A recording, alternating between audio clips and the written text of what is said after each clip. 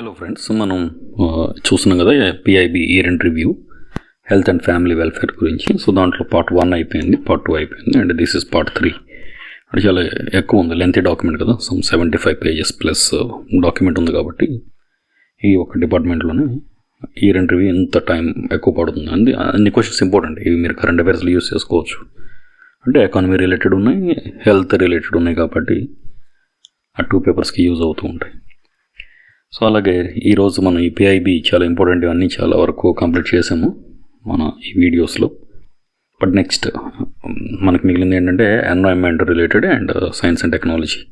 అంటే వీటిలో యూనిట్ వైజ్గా వెళ్ళాలా, లేకపోతే current affairs based monthly last జాన్ నుంచి వెళ్దామా, లేకపోతే అక్టోబర్, నవంబర్, డిసెంబర్ ఈ 3 months మీద ఎక్కువ ఫోకస్ చేయాలా. ఎందుకంటే ఎగ్జామ్కి దగ్గరలో ఉంది కాబట్టి రీసెంట్ కరెంట్ అఫైర్స్ మీద ఎక్కువ చూసుకోవాలి. సో దాంతోపాటు కొంత static information and basic laws ఉంటాయి కదా ఎన్వైర్న్మెంట్లో.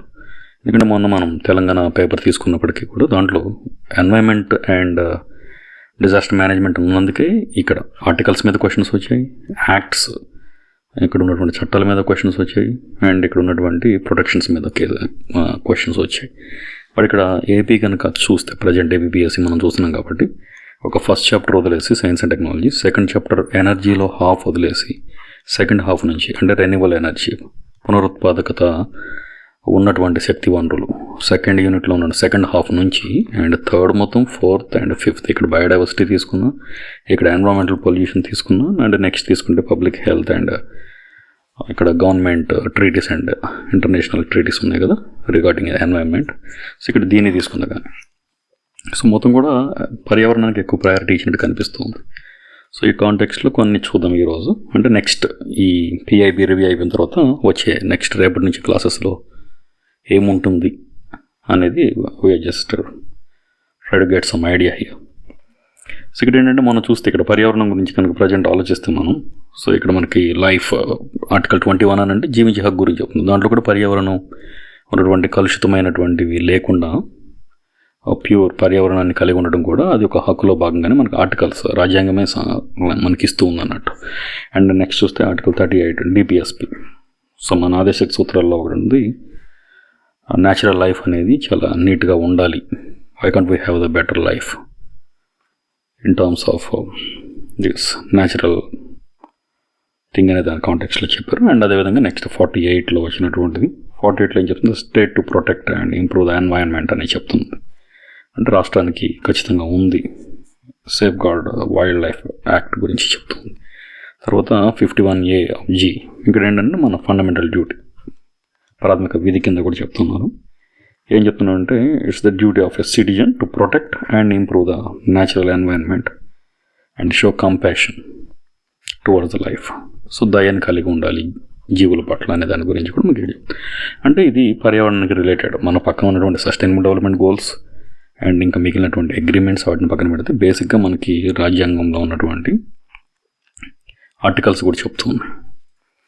అండ్ నెక్స్ట్ చూస్తే యాక్ట్స్, ఇంతవరకు మన దగ్గర ఉన్నటువంటి ఏమేమి యాక్ట్స్ ఉన్నాయి, అవి ఏ విధంగా పర్ఫామ్ చేస్తున్నాయి India soon after like independence వచ్చిన దగ్గర నుంచి కూడా జరిగినటువంటి ఏమేమి ఉన్నాయి అని అంటే వీటిని మనం బ్రీఫ్గా ఇలా చూడవచ్చు. ఫర్ ఎగ్జాంపుల్ ద ఎయిర్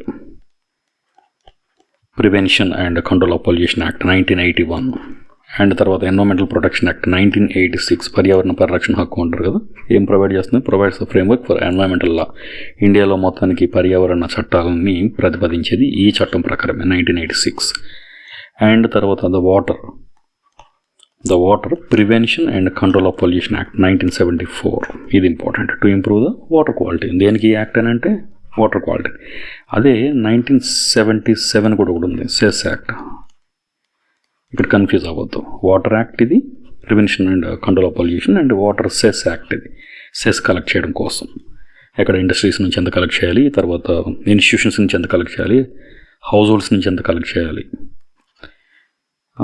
అనే దాని గురించి. ఎందుకంటే ఈ వాటర్ టెస్ట్ చేయాలి కదా, టెస్ట్ చేయాలి, ల్యాబొరేటరీ ఎస్టాబ్లిష్ చేయాలి. సో దానికోసం మనం ఇక్కడ సెస్ యాక్ట్ అనేది తీసుకొచ్చాం, ఎక్స్పెన్సెస్ని కవర్ చేసుకోవడం కోసం.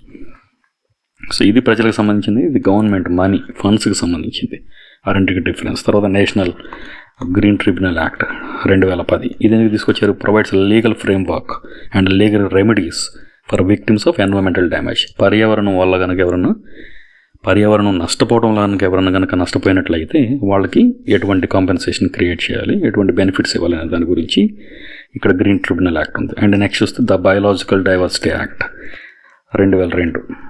ఈ బయోలాజికల్ డైవర్సిటీ యాక్ట్ ఏం చేస్తుంది, regulates the use of biological resources. ఇక్కడ ఉన్నటువంటి జీవులను వాటి యొక్క ఉత్పత్తులను మనం ఎలా ఉపయోగించుకోవాలి, టు కన్జ్యూమ్ బయోడైవర్సిటీని ఎలా కన్జర్వ్ చేయాలి అనే దాని గురించి ఇది చెప్తుంది.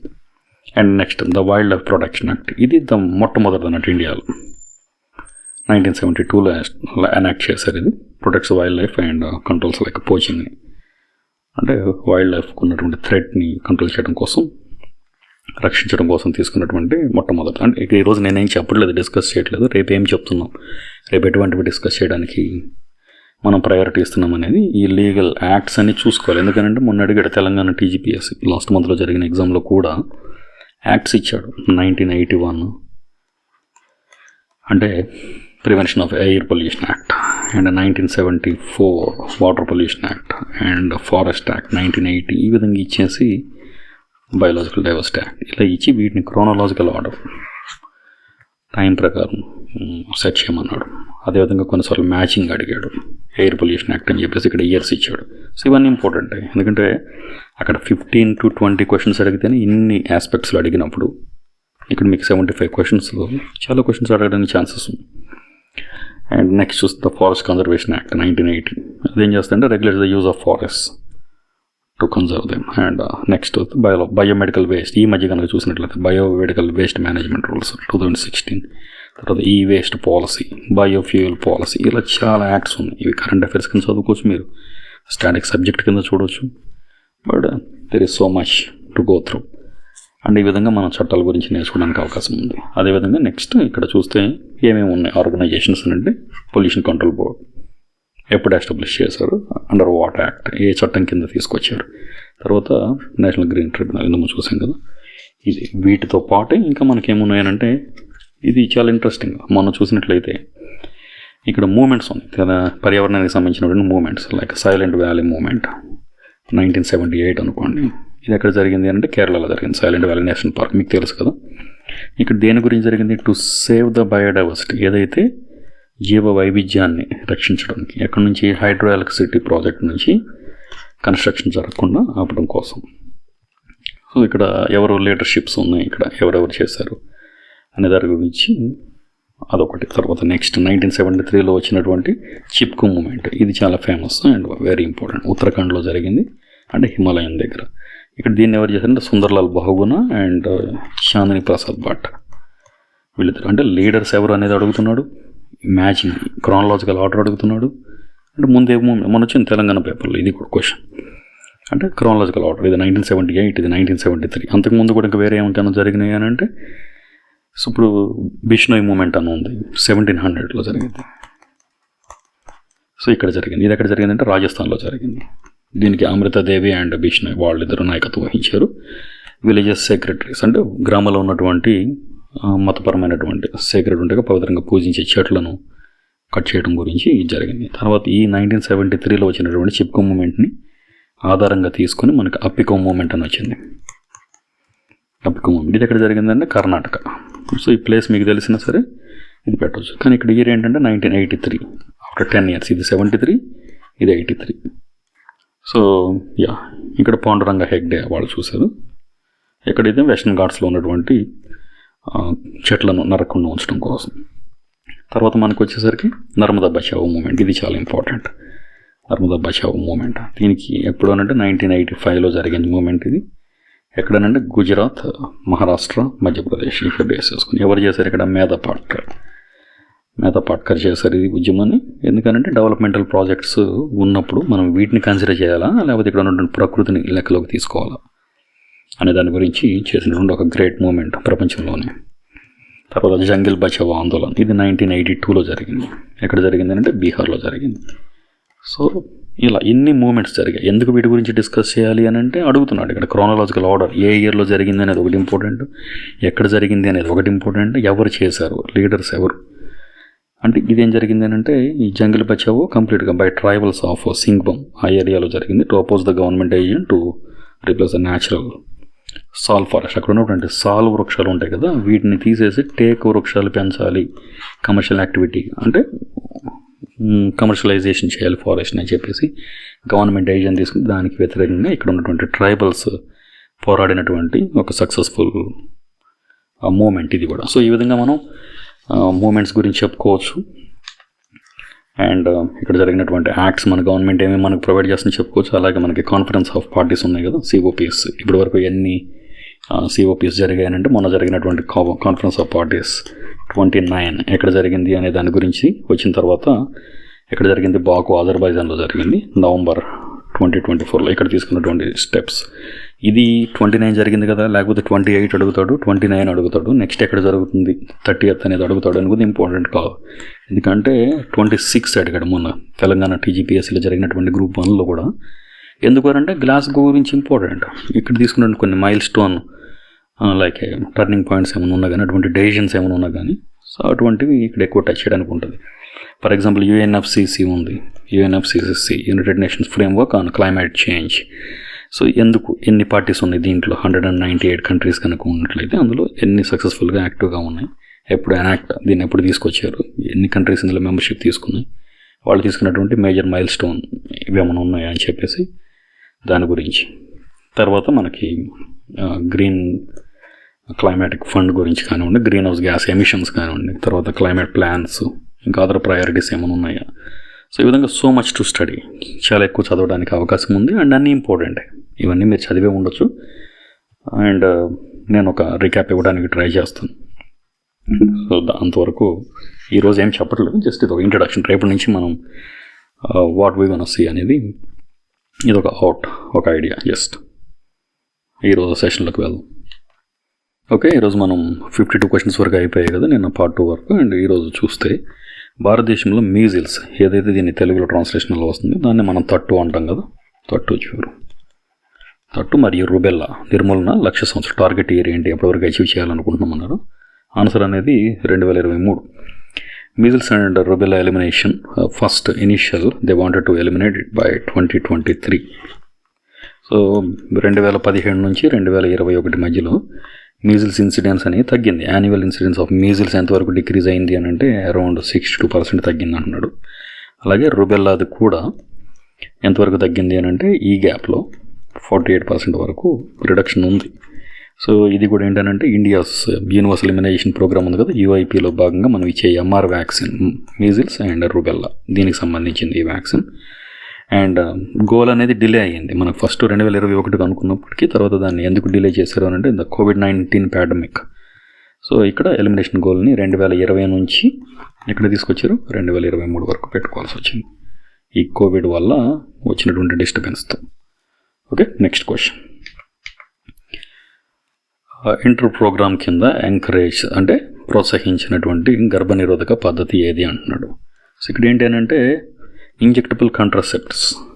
సో ఈ ఇంజెక్టబుల్ కాంట్రాసెప్ట్స్ అంటే ఏంటంటే, ఇంజెక్టబుల్ అని అంటే ఏంటంటే hormonal injection that prevents pregnancy by stopping the ovaries from releasing an egg. So ఇక్కడ ఉన్నటువంటి ఓవరీస్ ఉంటాయి కదా,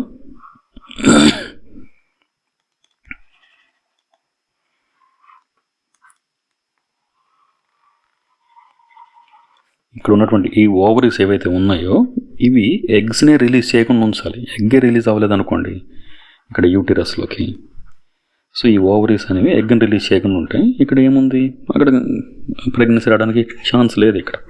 so this is very simple.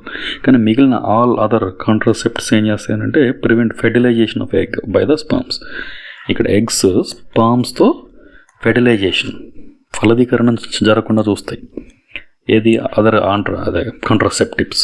But ఇక్కడ ఏం చేస్తున్నాయంటే ఇంజెక్టబుల్ కాంట్రాసెప్టివ్స్ ఏం చేస్తున్నాయనంటే డైరెక్ట్ హార్మోనల్ కాబట్టి ఇవి a hormonal injection that prevents pregnancy by stopping the ovaries from releasing.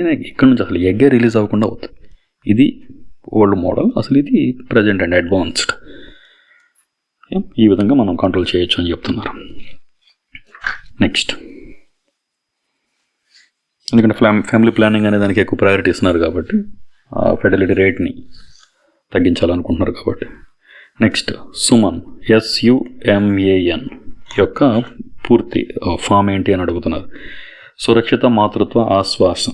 So ఇది ఈ ప్రోగ్రామ్ ఎప్పుడు లాంచ్ చేశారు, ఎవరు లాంచ్ చేశారు అంటే Ministry of Health and Family Welfare department అనేది లాంచ్ చేసింది. దేనికైనా to provide free quality health care like ఎవరికైనా women and newborn and public facilities. ఏవైతే గవర్నమెంట్ ప్రదేశాలు ఉన్నాయో మన హెల్త్ కేర్ సెంటర్స్ కానివ్వండి, హాస్పిటల్స్ కానివ్వండి, అక్కడ తల్లికి మరియు బిడ్డకి కూడా క్వాలిటీ హెల్త్ కేర్ని అందిస్తూ ఉన్నారు. తర్వాత free delivery and C section facilities కూడా వీళ్ళు ప్రొవైడ్ చేస్తున్నారు. అంతే, టెటనస్, డిఫ్తీరియా ఇంజెక్షన్స్ లాంటివి, iron and folic acid, so ఇటువంటివన్నీ కూడా వాళ్ళు చూసుకున్నారు, సప్లిమెంటేషన్ ఎలా ఇవ్వాలి అనేది. సో ఇది సురక్షిత మాతృత్వ ఆశ్వాసం ఆ ప్రోగ్రామ్ అనేది. Next question 56. ఇందులో చూసినటువంటి సుమన్ కింద లక్ష్యంగా పెట్టుకున్న సంస్థాగత అంటే ఇన్స్టిట్యూషనలైజ్డ్ డెలివరీస్ హాస్పిటల్స్లో కానివ్వండి, గవర్నమెంట్ కేంద్రాల్లో కానివ్వండి, ఎంతవరకు పెట్టుకున్న సంస్థాగత ప్రసవాలు అనేది ఏంటంటే 100%. There is no like exception ఏం లేదు, ఛాన్స్ ఏం లేదు. సో మొత్తం 100% ఇక్కడే జరగాలి అనుకుంటున్నాడు. ఇదొకటి. 57. భారతదేశంలో కుష్టు అంటే లెప్రసీ ఉంది కదా, లెప్రసీ నిర్మూలన సాధించడానికి లక్ష్య సంవత్సరం ఏంటి, ఏ ఇయర్ పెట్టుకున్నారు అన్నాడు. ఆన్సర్ అనేది 2027 ఇక్కడ. సో ఇక్కడ ఇప్పుడు జనరల్ కూడా చాలా వరకు తగ్గింది, జస్ట్ 0.45 రిజిస్టర్ అయ్యింది 2021-22 తీసుకున్నట్టుగా కూడా. వెరీ మైనర్ కేసెస్ ఉన్నాయి, very least in number. Fewer than the 1 case of leprosy per 10,000 people. ఇది కూడా ఏంటంటే 0.45 పర్ 10,000 పీపుల్. దీన్ని ఈ విధంగా క్యాలిక్యులేట్ చేస్తారు. So national leprosy elimination programme అనేది ఇక్కడ ఎప్పుడు లాంచ్ చేశారంటే 1983లో లాంచ్ చేశారు, సక్సెస్ఫుల్గా ఇంప్లిమెంట్ చేయగలిగాం. అండ్ ఏం చేస్తుందంటే ఫ్రీ లెప్రసీ సర్వీసెస్ వాటి గురించి ఇది పోరాడుతూ ఉంటుంది. అండ్ సక్సెస్ కూడా మనం బాగానే సాధించగలిగాం. నెక్స్ట్ మహమ్మారి సమయంలో అంటే కోవిడ్ ఉంది కదా, ఆ టైంలో కోవిడ్ యొక్క ముఖ్య ఉద్దేశం ఏంటి అన్నాడు. సో ఇక్కడ ఆ టైంలో మనకు అందరికీ తెలుసు కోవిడ్ ఏం చేసింది అని చెప్పేసి. టీకా అపాయింట్మెంట్ ఏవైతే అపాయింట్మెంట్లు ఉన్నాయో వాటిని, ఎందుకంటే మనకి కోవిడ్ తర్వాత జరిగినటువంటి గ్రూప్ 2 ఏది లేదు, ఇదే కదా నెక్స్ట్ జరిగేది. సో అలాంటప్పుడు కోవిడ్ చాలా ఇంపార్టెంట్. అందరు ఫోన్లో మనం యాప్ కూడా వేసుకున్నాం, ట్రాకింగ్ చేసుకున్నాం, అపాయింట్మెంట్స్ బుక్ చేసుకున్నాం. కాబట్టి ఎస్ క్యాన్ బి ఆస్క్డ్. టీకా అపాయింట్మెంట్లను నమోదు చేయడం, ఇమ్యునైజేషన్ ప్రోగ్రామ్ను ట్రాక్ చేయడం, అంటే ఏ doses, first dose, second dose, booster dose ఎవరికి ప్రొవైడ్ చేస్తున్నారు ఏంటనే. తర్వాత టీకా సర్టిఫికేట్స్, ఎవరైతే అబ్రాడ్ కనుక వెళ్ళాలనుకున్నారో, వేరే ప్లేసెస్కి వెళ్ళాలనుకున్నారో కొన్ని స్టేట్స్ వాళ్ళు కూడా ఈ సర్టిఫికేట్ అడిగారు. కాబట్టి మీరు వ్యాక్సిన్ వేయించుకున్నట్టు మాకు సర్టిఫికేట్ కావాలి అని చెప్పేసి సో వాళ్ళకి ఇచ్చినటువంటి ఇది. సో టీకా అపాయింట్మెంట్స్ని బుక్ చేసుకోవచ్చు, ఇమ్యునైజేషన్ ప్రోగ్రామ్ని ట్రాక్ చేయడం, అంటే మనకి ఎక్కడ దగ్గరలో నెక్స్ట్ ఉన్నటువంటి ప్రైమరీ హెల్త్ కేర్ సెంటర్స్ కానివ్వండి, మిగిలిన హెల్త్ సెంటర్స్ కానివ్వండి, ఎక్కడ వ్యాక్సిన్ ఇస్తున్నారు అనేది మనకి జియోగ్రాఫికల్గా కూడా కనిపించింది. అలాగే సర్టిఫికేట్స్ కూడా అందించారు. కాబట్టి సో ఇది ఇంపార్టెంట్.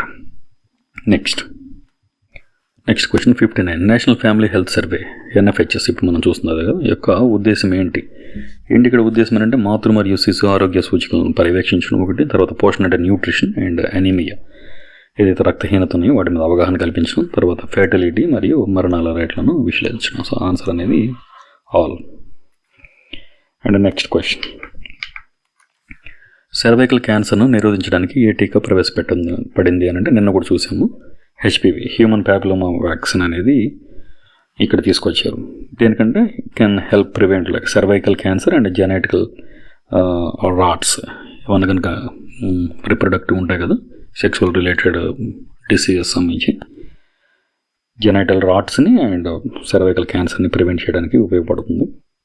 సో ఎస్, దీన్ని క్రియేట్ కాజ్ చేసేది ఏంటంటే హ్యూమన్ ప్యాపిలోమా వైరస్.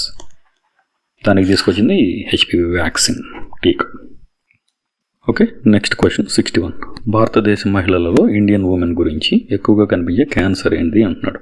ఇక్కడ క్యాన్సర్ ఏంటంటే బ్రెస్ట్ క్యాన్సర్, ఇది ఎక్కువ కనిపిస్తుంది. యాజ్ ఆఫ్ January 2025 ఇప్పుడు మనం ఉన్నటువంటి ఈ నెల వరకు no breast cancer vaccine has been approved. ఏది అప్రూవ్ చేయలేదు, FDA కానీ అదర్ ఆర్గనైజేషన్స్ కానీ ఏది కూడా ఇప్పటివరకు అప్రూవ్ అవ్వలేదు. నెక్స్ట్ 62. భారతదేశంలో వృద్ధుల ఆరోగ్య అవసరాలను తీర్చడానికి అమల్లో ఉన్నటువంటి పథకం ఏంటి అంటున్నాడు. సో ఇక్కడ NPHC ఈ స్కీమ్ అంటే ఏంటంటే national programme for health care of the elders. Previously health care to senior citizens ఉండేది, దాన్ని ఈ విధంగా మార్చారు. National programme for health care of the elderly అంటే పెద్దవాళ్ళ యొక్క హెల్త్ కేర్ గురించి తీసుకున్నాం. దీన్ని ఎవరు అమలు చేస్తున్నారంటే ministry of Health and Family welfare ఈ డిపార్ట్మెంట్ చూసుకుంటూ ఉంది. దీని యొక్క ఆబ్జెక్టివ్స్ ఏంటంటే కాంప్రహెన్సివ్ హెల్త్ కేర్, సమగ్రమైనటువంటి ఆరోగ్య కేర్ అనేది ప్రొవైడ్ చేయడం. తర్వాత make health area accessible and affordable at high quality services ఇవ్వటం. సో సర్వీసెస్ ఏంటంటే ప్రివెంటివ్ కేర్ కానివ్వండి, తర్వాత అంటే రోగాలు ఇటువంటి ఏమైనా వస్తాయి కదా పెద్ద పెద్ద జబ్బులు వాళ్ళకి, తర్వాత క్యూరేటివ్ కేర్ కానీ రీహాబిలిటేషన్, ఇంకేదైనా పెద్ద పెద్ద ప్రాబ్లమ్స్ వస్తే వాళ్ళని రీహాబిలిటేషన్ సెంటర్స్లోంచి ప్రొవైడ్ చేయడం కానివ్వండి, లేకపోతే రిఫరల్ సర్వీసెస్ చిన్న హాస్పిటల్స్ నుంచి పెద్ద హాస్పిటల్స్కు రిఫర్ చేసి వాళ్ళకి ట్రీట్మెంట్ అందించడం పెద్దవారికి. And next question 63. Cancer, diabetic, హృద్రోగాలు అంటే హార్ట్ డిసీజెస్ ఉన్నాయి కదా, మరియు స్ట్రోక్ నివారణ, దాన్ని NPCDCS అంటారు. నియంత్రణ కోసం జాతీయ కార్యక్రమం గురించి కింద ప్రకటనలను పరిశీలించండి అంటున్నాడు. సో ఇక్కడ ఏంటంటే ఫస్ట్ ఇది రక్తపోటు మరియు డయాబెటీస్ స్క్రీనింగ్ మరియు నిర్వహణపై దృష్టి పెడుతుంది అన్నాడు. కరెక్ట్. తర్వాత ఈ కార్యక్రమం ఆరోగ్యం మరియు వెల్నెస్, హెల్త్ అండ్ వెల్నెస్ సెంటర్స్లలో అమలు చేయబడుతుంది. ఎస్, ఇది కూడా కరెక్ట్. ప్రత్యేకంగా 40 ఏళ్ళు పైబడిన అనేది లేదు. సో ఇది తప్పు. కాబట్టి answer 1 and 2 is the answer. So NPCDCS అంటే national programme for prevention and control of cancer, diabetes, cardiovascular diseases and stroke. Just అది గుర్తుంచుకోండి. ట్రాన్స్లేషన్ గురించి మీకు పని లేదు, వాడు ఏ విధంగా ట్రాన్స్లేట్ చేయొచ్చు. What you want to learn this అంతే. Aims to prevent and control non communicable diseases. ఏవైతే కమ్యూనికబుల్ డిసీజెస్ గురించి కాదు ఇది, ఏదైతే అసంక్రామ్యత వ్యాధులు ఉంటాయి కదా, అంటు రోగాలు, వాటికి సంబంధించింది కాదు. ఇక్కడ ఉన్నది ఏది కూడా అంటు రోగాలు కావు ఇవి.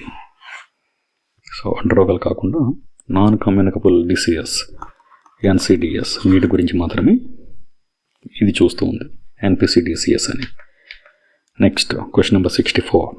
Multi drug resistant tuberculosis MDR-TB. ఇక్కడ మాకు తెలుస్తుంది డ్రగ్ రెసిస్టెంట్ TB ఉంది, బట్ ఇక్కడ డ్రగ్ రెసిస్టెంట్ TB కాదు. అడిగిన క్వశ్చన్ ఏంటంటే మల్టీ డ్రగ్ రెసిస్టెంట్ TB గురించి కింద ప్రకటనలు పరిశీలించండి అన్నారు. ఇక్కడ ఏంటంటే MDR-TB కనీసం ఐసోనియాజిడ్ మరియు రిఫాంపిసిన్ రెసిస్టెంట్ అయినటువంటి మైకోబ్యాక్టీరియం, మనకు తెలిసింది మైకోబ్యాక్టీరియం ట్యూబర్క్యులోసిస్ అనే బ్యాక్టీరియా వల్ల కలుగుతుంది. కాబట్టి సో ఇదొకటి.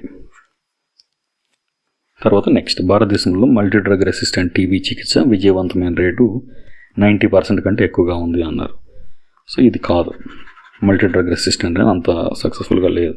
తర్వాత MDR-TB కేసులను చికిత్స చేయడానికి BPAL-LM రెజిమెన్ ఉపయోగపడుతుంది అన్నాడు. ఇది correct. BPAL regimen is 6 months oral treatment అనేది, oral treatment for drug resistant TB.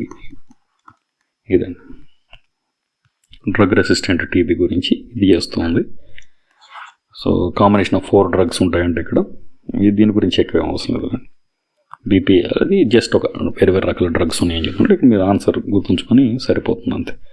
Not recommended for like extra pulmonary TB, ఎందుకంటే సెంట్రల్ నర్వస్ సిస్టమ్ డ్యామేజ్ అవుతుంది కాబట్టి ఎక్స్ట్రా పల్మనరీ TBలో అక్కడ ఇది పని చేయదు, ఏది మల్టీ డ్రగ్ అనేది. ఇక్కడ ఆన్సర్ ఏంటి అంటే 1 and 3 is the answer.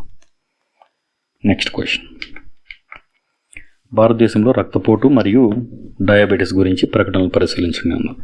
So ఎందుకంటే ఇప్పుడు మనకు వచ్చే కార్డియోవాస్కులర్ డిసీజెస్ అంటే BP కానివ్వండి, డయాబెటీస్ కానివ్వండి, చాలా పెద్ద ప్రాబ్లమ్స్ ఏ ఉన్నాయి కాబట్టి వాటి గురించి క్వశ్చన్. ఇక్కడ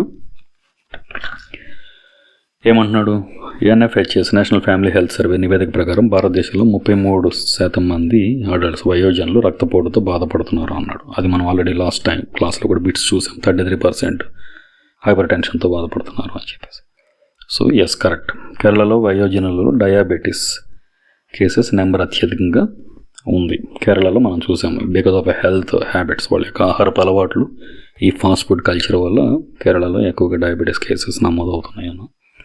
అండ్ రక్తపోటు ఏదైతే బ్లడ్ ప్రెషర్ మరియు డయాబెటీస్ కోసం స్క్రీనింగ్ ఆరోగ్య వెల్నెస్ సెంటర్లో నిర్వహించబడుతుంది. ఎస్, డయాబెటీస్ని అండ్ ఈ షుగర్ డిసీజెస్ సంబంధించినటువంటి వాటిని మన హెల్త్ సెంటర్ చూస్తుంది.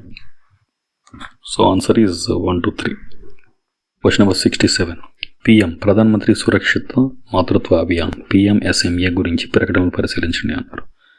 ఏంటి అని అంటే ఇది ప్రతి నెల 9వ తేదీన గర్భిణీ స్త్రీలకు ఉచిత గర్భధారణ జాగ్రత్తలు, ఆ ఫ్యామిలీ ప్లానింగ్ అండ్ వాటి యొక్క కంట్రోల్ వాటి గురించి చెప్తూ ఉంది.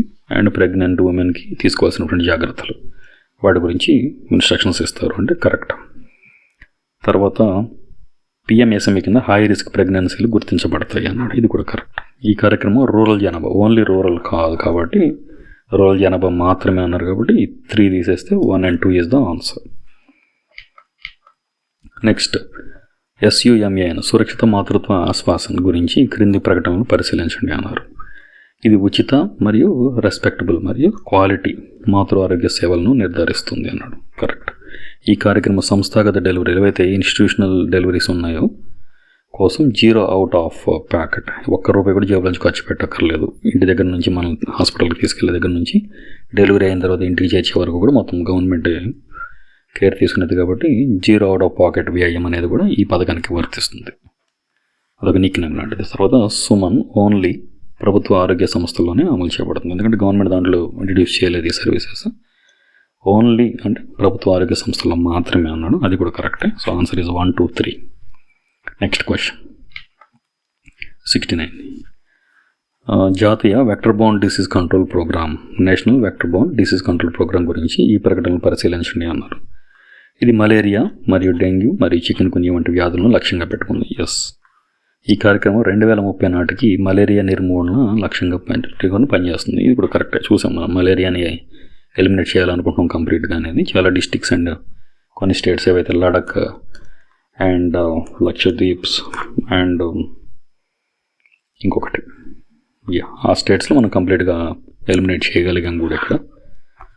Okay, yes. సో ఈ విధంగా ఈ కార్యక్రమం 2030 నాటికి మలేరియాని కంప్లీట్గా రిమూవ్ చేయాలనుకున్నాం. ఎస్, కేవలం ఆవర్తిత ఎండమిక్ ఏరియాస్లో మాత్రమే అమలు చేయబడింది. ఎండమిక్ ఏరియాస్ కాదు, అన్ని ఏరియాస్లోనూ ఇది అప్లికబుల్ కాబట్టి అది తీసేస్తే answer 1 and 2. Next question 70. Lymphatic ఫైలేరియాసిస్ను నిర్మూలన గురించి ప్రకటనలను పరిశీలించండి అన్నారు. సో ఈ క్వశ్చన్ కానీ చూస్తే భారతదేశం 2025 నాటికి లింఫాటిక్ ఫైలేరియాసిస్ నిర్మూలన లక్ష్యంగా వేయాలి. ఫైలేరియాసిస్ అంటే నేను చూసాను, ఫైలేరియా డింబకాలు ఉంటాయి కదా, ఫైలేరియా. సో వీటికి సంబంధించి దేనివల్ల వస్తుందంటే ఫైలేరియా అనేది ఇది ఫైలేరియాసిస్ డిసీజ్. ఏదైతే బోధకాలు ఇది ఉంటుంది కదా, దాన్ని ఎలిఫెంట్ లెగ్ అంటారు, ఇంగ్లీష్లో ఫైలేరియాసిస్ అంటారు. సో ఇన్ఫెక్టెడ్, ఇది ఎక్కడ స్ప్రెడ్ అవుతుందో, స్ప్రెడ్ బై ఇన్ఫెక్టెడ్ మస్కిటోస్. ఏవైతే ఇన్ఫెక్ట్ అయినటువంటి దోమల వల్ల ఇది స్ప్రెడ్ అవుతుంది. డిపాజిట్ పారాసైట్, అదొక వాటి యొక్క కుట్టినప్పుడు అదొక పరాణజీవిని ఈ బ్లడ్ స్ట్రీమ్లోకి వదులుతాయి. The travels to the lymph system. ఏదైతే శోషరసం ఉంటుంది కదా, శోషరస వ్యవస్థ, లింఫాటిక్ సిస్టమ్, ఈ సిస్టమ్ మొత్తం ఇది ట్రావెల్ చేసేసి అక్కడ లైక్ క్రియేట్ చేస్తూ ఉంటుంది. అక్కడ రక్త సరఫరాని ఆపేసినప్పుడు ఆ కాల్ అనేది ఆ విధంగా భారీ సైజులో తయారవుతాయి కదా. ఎస్, సో దీనికి ఏం చేస్తారంటే యాంటీపారాసైటిక్ డ్రగ్స్ అండ్ యాంటీబయాటిక్స్ని యూజ్ చేస్తారు. సో ఇక్కడ ఆప్షన్స్ చూద్దాం. ఫస్ట్, భారతదేశం 2025 నాటికి లింఫాటిక్ ఫైలేరియాసిస్ నిర్మూలన లక్ష్యంగా పెట్టుకుంది, కంప్లీట్గా రిమూవ్ చేయాలనుకుంటుంది. And mass drug administration MDA నిర్మూలన వ్యూహంలో ఇది కీలక భాగం. ఎస్, ఇది పరాన్నజీవి, బ్యాక్టీరియా కాదు, ఇది బ్యాక్టీరియా కారణంగా కాదు, ఎందుకంటే దోమ కొట్టడం వల్ల వస్తుంది. సో అది కొట్టేస్తే మనకి ఇక్కడ answer 1 and 2 is the right answer. Next 71. Ayushman Bharat health infrastructure machine ABHIM గురించి ప్రకటనలు పరిశీలించండి అన్నారు. ఎస్, ఇది జిల్లాలో ముఖ్యమైన సంరక్షణ హాస్పిటల్ బ్లాక్లను అభివృద్ధి చేయడంపై దృష్టి పెడుతుంది అని అంటే ఎస్, కరెక్ట్. అండ్ నెక్స్ట్ ఇది బ్లాక్, డిస్టిక్ అండ్ ఏరియా ఏదైతే ప్రదేశాలు ఉన్నాయి కదా స్థాయిలో పబ్లిక్ హెల్త్ ల్యాబ్లను ఏర్పాటు చేయడానికి లక్ష్యంగా పెట్టుకుందండి. ఇది కూడా కరెక్ట్. So 2 correct. తర్వాత ABHIM పట్టణ ఆరోగ్య మౌలిక సదుపాయాల అభివృద్ధిని మినహాయిస్తుందండి. ఇది మినహాయించదు, పట్టణ అండ్ రూరల్ 2 చూసుకుంటుంది కాబట్టి. సో ఇది తీసేస్తే 1 and 2 is the answer. Okay, next Ayushman Bharat digital machine ABDM గురించి ప్రకటనలు చూడమంటున్నాడు. ABDM ప్రతి వ్యక్తికి దీర్ఘకాలిక ఆరోగ్య రికార్డులను సులభతరం చేస్తుంది. అంటే లాంగ్ టర్మ్ వాటిని క్యారీ చేస్తూ ఉంటుంది రికార్డ్స్ని. సో ఆన్సర్ కరెక్టే. First option, first statement. Health facility registry HFR, ఇది కూడా ABDMలో ఒక భాగం అంటున్నాడు. సో ఇది కూడా కరెక్ట్. ABDM కేవలం ప్రైవేట్ ఆరోగ్య సేవ అందించే వారితో అని అన్నారు. ఇది ప్రైవేట్ ఒకటే కాదు, సో అందరితో కలిసి ఉంటుంది కాబట్టి అది తీసేస్తే answer 1 and 2 is the right answer. Next question number 73. Pradhan Mantri Matru Vandana Yojana PMMVY గురించి ప్రకటనలు పరిశీలించండి అన్నారు. ఈ PMMVY మొదటి 2 పుట్టుకలు ఉన్నాయి కదా, మొదటి 2 డెలివరీస్ కోసం నగదు ప్రోత్సాహకాలు అందిస్తుంది అన్నారు. కాదు, ఇది మొదటి 2 కాదు. ఎందుకంటే ఫస్ట్ కనుక చైల్డ్ ఎవరైనా కానీ 5,000 రూపీస్ ఇస్తున్నారు. అండ్ సెకండ్ బర్త్ కనుక ఓన్లీ ఫీమేల్ అయితేనే 6,000 రూపీస్ ఇస్తున్నారు. కాబట్టి ఇది తీసేస్తారు. అండ్ ఈ నగదు ప్రోత్సాహకాలు 3 విడతల్లో చెల్లించబడుతుంది అంటే కరెక్ట్. ఎందుకంటే మొదటి విడతలో కనుక ఎప్పుడైతే రిజిస్ట్రేషన్ చేయించుకుంటారో అప్పుడు 1000 రూపీస్ ఇస్తున్నారు. అండ్ సెకండ్ది 6 months ప్రెగ్నెన్సీ క్యారీ అయిన తర్వాత ఇంకో 2000 ఇస్తున్నారు. తర్వాత లాక్టేటింగ్ టైం ఉంటుంది కదా, పాలు ఇచ్చే టైంలో ఆ పాలు ఇచ్చే తల్లులకు మాత్రమే ఇంకొక 2000 రూపాయలు ఇస్తున్నారు. సో ఈ విధంగా ఇచ్చేటువంటి 5000 3 ఇన్స్టాల్మెంట్స్లో ఇస్తారు కాబట్టి ఆప్షన్ 2 కరెక్ట్. తర్వాత PMMVY మహిళా మరియు శిశు అభివృద్ధి శాఖ, ఈ మంత్రిత్వ శాఖ అమలు చేస్తుంది అన్నారు కాబట్టి ఈ ప్రోగ్రామ్ నడిపిస్తుంది అన్నారు కాబట్టి option 2 and 3 correct. And next question 74. National family health survey ప్రకారం భారతదేశంలో డయాబెటీస్ ఇంపాక్ట్ గురించి ఇక్కడ చూడండి ప్రకటనలు అన్నాడు. నేను చూసాను కూడా, ఇది వచ్చింది. కేరళలో వయోజనులలో డయాబెటీస్ ఇంపాక్ట్ ఎక్కువగా ఉంది అన్నారు. అండ్ పట్టణ ప్రాంతాలు ఏవైతే అర్బన్ ఏరియాస్ ఉన్నాయో గ్రామీణ ప్రాంతాల్లో పోలిస్తే డయాబెటీస్ ఇంకా ఎక్కువగా చూపిస్తున్నారు. నిన్న చూసాం కదా, టైప్ 2 డయాబెటిక్ T2DM అంటారు. ఇది ఎక్కువగా ఉంది కేరళలో, ఎందుకంటే because of their food habits and work culture వీటన్నిటిని బేస్ చేసుకొని సో ఇక్కడ మేజర్గా ఉంది కాబట్టి ఆప్షన్ 1 and 2 రెండు కరెక్ట్. థర్డ్ ఆప్షన్ ఏముంది, హెల్త్ అండ్ వెల్నెస్ సెంటర్లలో డయాబెటీస్ స్క్రీనింగ్ తప్పనిసరి కాదు, జస్ట్ కొన్ని చోట్ల ప్రొవైడ్ చేస్తున్నారు heart diseases, hypertension and diabetes వాటి గురించి. బట్ ఇక్కడ డెఫినెట్గా ఉన్నది ఏంటంటే option 1 and 2 are the right options. So ఈ విధంగా మనం సక్సెస్ఫుల్గా కంప్లీట్ చేసుకోగలిగాం. PIBకి సంబంధించిన చాలా డిపార్ట్మెంట్స్ చూసాం మనం. సో వీటిలో అన్ని వీడియోస్ మన దాంట్లో ఉన్నాయి, ఒకసారి go through if you require, మీకు అవసరం ఉంది అనుకుంటే. And please mention in the comment section ఇంకేమైనా ఫర్దర్గా చూస్తున్నాను department of space and defence వీటి గురించి ఏమైనా అప్డేట్స్ వస్తాయని చెప్పేసి ఇంకా రాలేదు. ఇయర్ ఎండ్ రివ్యూస్ అంటే సక్సెస్ఫుల్గా మనం కంప్లీట్ చేసాం కానీ ఇంకా మిగిలినవి కూడా వస్తే అయిపోయేది. ఎస్ ఇంతవరకు. రేపటి నుంచి క్లాస్లో నెక్స్ట్ ఇంతకుముందు చూసాం కదా, ఎన్వైరన్మెంటల్ లెజిస్లేషన్, పర్యావరణ చట్టాలు ఏమున్నాయి, అక్కడ జరిగిన conference of parties, international treaties, agreements ఏమైనా ఉన్నాయి, సో వాటికి సంబంధించి చూస్తూ ఉన్నాం. Yes, study well and thank you so much.